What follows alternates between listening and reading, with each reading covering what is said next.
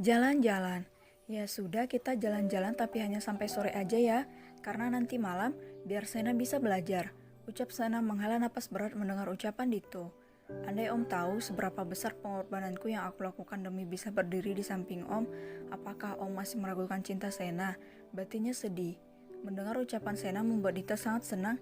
Ia langsung bangkit menghampiri Sena. Ia menciumi wajah Sena bertubi-tubi. Cup, cup, cup. I love you, say. Om, sudah jangan dicium lagi. Nanti Sena nggak mau jalan-jalan. Ketus Sena membuat Dito langsung cengengesan. Hehehe, ayo kita pergi sekarang. Tapi sebelum itu kita ke butik dulu buat beliin baju kamu, say. Masa kamu jalan-jalan pakai baju kaosku? Ucap Dito merangkul pinggang Sena membawanya keluar dari apartemen. Setelah selesai membeli baju untuk Sena, mereka langsung menuju ke pantai tempat Dito dan Sena biasa bertemu. Dito menggandeng tangan Sena berjalan tanpa alas kaki di pesisir pantai. Ia tersenyum senang karena hari ini bisa menghabiskan waktu bersama orang yang dicintainya. Kapan kamu lulus sekolah? Tanya Dito lembut memeluk erat tubuh Sena dari belakang. Ia bertanya seperti itu karena tak sabar lagi menghalalkan Sena. Ia merasa iri melihat para sahabatnya yang sudah menikah dan punya anak. Dito juga ingin mempunyai anak seperti twins A dan B. Melihat bagaimana asiknya Arka berdebat dengan Aaron, setiap saat membuat Dito ingin di posisi Arka. Mungkin sekitar 5 bulan lagi, Om. Emang kenapa? Tanya Sena melengos ke samping sehingga hidungnya dengan hidung Dito bersentuhan. Aku ingin kita segera menikah, ucap Dito serius membuat Sena tersentak. Tapi Sena mau kerja dulu, Om, selama setahun untuk biaya Sena kuliah. Balas Sena membuat Dito langsung mencium bibir Sena lembut, namun Sena langsung menolak ciuman tersebut.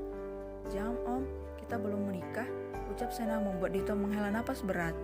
Aku ini pria kaya, aku seorang dokter yang bergaji mahal, bahkan sekarang aku sudah mempunyai rumah sakit di mana-mana atas namaku, belum lagi sahamku yang berada di mana-mana.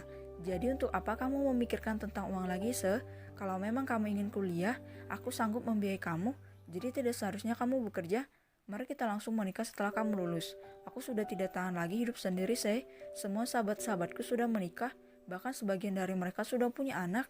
Aku juga ingin seperti mereka semua, Jadi please kita nikah ya setelah kamu lulus, ucap Dito mengeluarkan semua hal yang mengganjal di hatinya. Tapi, kamu tahu, kalau selama ini aku dijodohkan dengan seorang wanita yaitu anak dari sahabat mamaku, kalau sampai aku tidak menikah, mama akan terus memaksaku untuk menikah dengan wanita itu dan aku tidak mau, Apa kamu mau melihat aku menikah dengan wanita lain, Potong Dito membuat Sana menggelengkan kepalanya cepat. Sungguh membayangkannya saja ia tak sanggup, kebahagiaannya di dunia ini hanyalah Dito. Ia tak akan membiarkan siapapun merenggut kebahagiaannya lagi. Baiklah, Sena mau menikah dengan Om, balas Sena membuat Dito terpekik senang. Ia langsung mengangkat tubuh Sena dan berputar-putar. I love you Sena Atmaja Purnama, teriak Dito membuat Sena tertawa lepas. I love you too dokter cabulku, balas Sena sontak membuat Dito terkejut. Hei, kapan aku cabul Sungguh Dito tak terima. Om setiap hari mencium Sena dan juga Om sudah berani melihat tubuh Sena yang masih di bawah umur. Jadi apa kalau bukan cabul? Ejek Sena. Setelah itu ia langsung berlari kencang agar terhindar dari amukan Dito. Sena, awas kau ya, teriak Dito langsung berlari mengejar Sena. Hari itu mereka berdua menghabiskan waktu bersama-sama, canda tawa menghiasi waktu mereka. Meskipun umur mereka yang berjarak jauh, tapi tak membuat mereka kaku dalam berinteraksi. Mungkin itulah efek dari makhluk yang bernama cinta. Ya Allah, bisakah waktu berhenti sekarang saja? Sungguh hari ini menghabiskan waktu bersamanya membuat hariku terasa lebih berwarna. Ya Allah, bolehkah aku meminta agar dia selalu bisa bersamaku, mencintaiku, menyayangiku, menjagaku dari kejamnya dunia ini? Allah, mohon jangan renggut kebahagiaanku lagi, cukup orang tuaku yang kau renggut dariku. Aku mohon biarkan diriku merasakan kebahagiaan ini di sisa hidupku. Allah, Engkau mau tahu kalau selama ini diriku tak pernah mengeluh atas segala ujian yang kau berikan padaku. Tapi kali ini saja mohon izinkan kami bersatu. Aku mencintaimu hambamu ini. Allah, batin Sena menangis. Aku menangkapmu, ucap Dito langsung memeluk erat tubuh Sena. Kemudian ia langsung merebahkan tubuh Sena di pasir. Hahaha, geli kak, pekik Sena dikala Dito menggelitik perutnya. Rasakan ini karena kamu sudah berani memanggil calon suamimu dokter cabul. Sungguh Dito semakin menggelitik Sena. Dito melihat Sena yang tertawa girang namun matanya berair.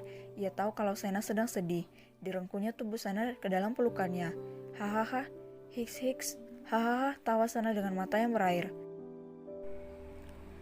Aku akan selalu menjagamu, Seh, ucap Dito membuat Sena langsung menangis sesegukan. Hiks, jangan tinggalkan Sena seperti ibu dan ayah. Hiks, Sena gak sanggup kalau Om pergi dari Sena. Wah, Sena sendirian di dunia ini, Hiks, ucap Sena menangis sesegukan di dada bidang Dito. Hatinya merasa amat sesak, entah mengapa secara tiba-tiba ia merasakan sesuatu yang buruk akan menimpa salah satu di antara mereka. Sedengarkan aku, tegas Dito menangkupi pipi Sena. Ia menghapus jejak air mata yang mengalir deras di pipi Sena.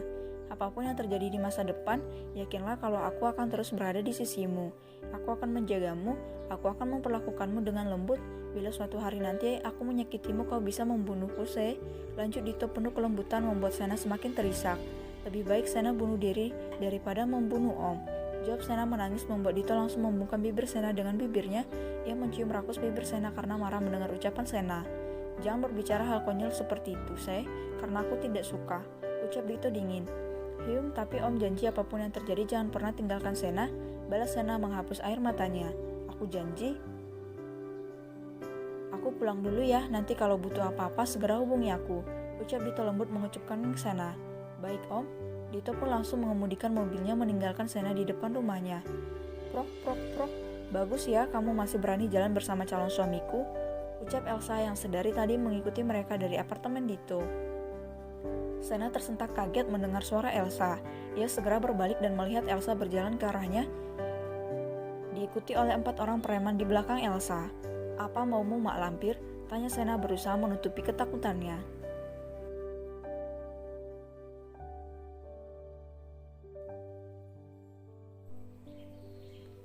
Elsa ditangkap. Sudah berani ya kamu menjawabku? Apa hukuman yang aku berikan padamu belum cukup untuk membuatmu jerah, ha? Bentak Elsa, marah ingin menjambak rambut Sena, namun Sena lebih dulu menendang kaki Elsa. Tuk, aus sialan kau wanita miskin, teriak Elsa meringis kesakitan. Tante pikir aku diam selama ini disebabkan karena aku takut? Hahaha, tidak tante, aku diam dan menerima perlakuan kasar kalian itu ada tujuannya. Sarkas Sena menyeringai lebar membuat Elsa merasa aneh dan bingung. Apa maksud kamu sialan? Tanya Elsa menaikkan alisnya.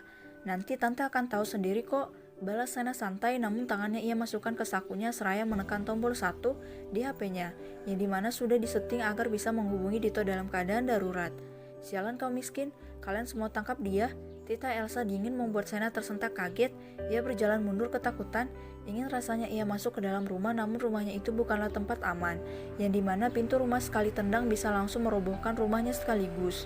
Kalian jangan macam-macam, karena kalau sampai calon suamiku tahu, kalian semua akan langsung dipenjarakannya, ancam Sena membuat para preman tersebut tertawa. Hahaha, hei gadis miskin, kami itu tidak takut dengan ancamanmu, kami tidak disuruh menyentuhmu tapi kami disuruh menjualmu di pasar gelap. Balas preman tersebut membuat Sena terkejut. Pasar gelap? Sena tahu apa maksud preman tersebut, karena dirinya yang berasal dari kalangan rendah sering mendengar tentang pasar gelap karena ada beberapa anak-anak yang sepertinya dijual ke pasar gelap oleh rentenir.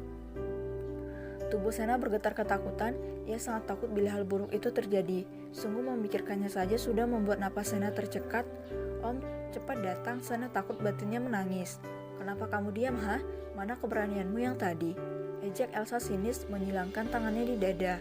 Dasar wanita jahat, beraninya menganiaya orang dengan cara yang kotor seperti ini. Kau terlahir dari keluarga yang terpandang dan pastinya pendidikanmu juga tinggi, tapi sayang sikapmu seperti wanita jahiliyah yang memiliki kecerdasan seperti otak udang. Kau hanya bisa bertahan di dunia ini cuma mengandalkan uang orang tuamu, tapi bila uang ayahmu habis, otomatis kau juga sama sepertiku. Pantas saja Om Dito lebih memilihku daripada memilihmu. Bentak Sena memberontak dari cengkraman preman tersebut. Elsa yang mendengarnya pun langsung murka. Ia segera berjalan menghampiri Sena. Ditamparnya Sena berkali-kali hingga cairan merah mengalir dari sudut bibir Sena. Sedangkan di sisi lain, 2 pria sedang merekam kejadian tersebut memakai kameranya. Ia tersenyum senang karena berhasil mendapatkan apa yang disuruh oleh atasannya. Yes, gajiku pasti akan besar dari si bos. Gumamnya tersenyum senang langsung menghubungi seseorang. Halo, selamat malam. Saya ingin melaporkan bahwa ada sekelompok preman yang dipimpin oleh seorang wanita sedang mengeroyok gadis di bawah umur. Bahkan mereka ingin menculik gadis tersebut untuk dijual di pasar gelap, ucap pria tersebut lewat teleponnya. Kejadiannya di Jalan Ekse dekat persimpangan panti asuhan Kasih Ibu. Lanjutnya lagi setelah itu ia langsung mematikan teleponnya. Sedangkan di sisi lain, Dito mengemudikan mobilnya dengan kecepatan tinggi menuju rumahnya. Ia menyeringai sepanjang jalan. Aku tahu kalau kau dari tadi mengikuti kami, El. Kau telah membuat gadisku terluka, jadi kau harus siap menanggung konsekuensinya, batin Dito tersenyum senang. Satu pelaku sudah masuk ke dalam perangkap, ia menyuruh bawahannya untuk merekam adegan yang dimana Elsa menyakiti Sena, agar bisa dijadikan bukti di kantor polisi nanti. Setelah sampai di rumah utama Dito langsung masuk mencari keberadaan mamanya, ia melihat sang mama sedang panik setelah menerima telepon dari seseorang. "Ma, panggil Dito datar," membuat Mila tersentak kaget. "Dito, untung kamu sudah pulang, ayo temani mama ke kantor polisi," ajak Mila panik menggandeng tangan Dito. "Emang siapa yang ditangkap, Ma?" tanya Dito santai berpura-pura tidak tahu. Elsa ditangkap atas tuduhan penculikan dan pengeroyokan terhadap anak di bawah umur. Jelas Mila khawatir. "Hyung, lepasin," teriak Sena memberontak. "Kau benar-benar menyusahkan." Ketus preman tersebut ingin memukul Sena, namun sebelum itu, suara sirene polisi menghampiri gendang telinga mereka membuat Elsa dan preman tersebut tersentak kaget. "Polisi?" ucap mereka serempak. "Nona, bagaimana ini?" tanya preman tersebut panik. "Kita pergi," balas Elsa ikutan panik, namun sebelum ia berlari dengan komplotannya, suara timah panas kian menggema di sekitar mereka. "Dor, dor, dor." Para polisi langsung turun dari mobil mereka. Terlihat ada 6 orang polisi berlari membekuk Elsa dan para preman tersebut. Sedangkan Sena, ia begitu shock dengan apa yang terjadi. "Lepaskan, Pak, kami tidak bersalah," teriak Elsa memberontak. "Anda bisa menjelaskannya di kantor polisi, Nona. Anda juga berhak menyewa pengacara untuk membela Anda nantinya." "Polisi? Kenapa bisa ada polisi? Siapa yang menelpon polisi? Bukankah yang ia hubungi adalah Dito? Lalu kenapa polisi yang datang?" Berbagai pertanyaan muncul di benak Sena, namun tak dapat dipungkiri bahwa dirinya sangat senang karena rencana jahat Elsa gagal, ditambah Elsa akhirnya ditangkap. "Kamu tidak apa-apa, Nak?" tanya seorang polisi pada Sena. "Saya tidak apa-apa." Bruk, Sena jatuh pingsan. Untung saja polisi tersebut dengan cepat menangkap tubuh Sena. Setelah selesai membekuk Elsa dan para preman tersebut, polisi yang tadinya berbicara pada Sena pun langsung menggendong tubuh Sena. "Saya akan membawa korban ke rumah sakit dulu, takutnya dia kenapa-napa dan kalian langsung bawa mereka ke kantor," tegas polisi tersebut yang ternyata ketua tim tersebut. "Bagaimana keadaannya, Dok?" "Pasien mengalami shock berat sehingga membuat tekanan darahnya naik dan akibatnya pasien jatuh pingsan, dan juga saya menemukan banyak bekas luka dan luka baru pada punggungnya. Sepertinya pasien adalah korban dari kekerasan fisik. Mungkin sebentar lagi pasien akan sadar," terang dokter tersebut panjang lebar. "Terima kasih, Dok." Polisi yang setengah baya itu pun masuk ke dalam ruangan. Ia menatap intens wajah Sena. Kenapa wajahnya tidak asing, batin polisi tersebut. Diam-diam polisi tersebut mengambil foto Sena dengan HP-nya. "Yuh," polisi tersebut tersenyum lembut ketika melihat Sena perlahan membuka matanya. "Di mana ini?" liris Sena. "Kamu sedang di rumah sakit, Nak. Tadinya kamu jatuh pingsan, makanya saya membawa kamu ke rumah sakit," jelas polisi tersebut lembut. "Terima kasih, Pak." "Di mana orang tuamu, Nak?" "Orang tua saya sudah tenang di alam sana, Pak," jawab Sena tersenyum lemah.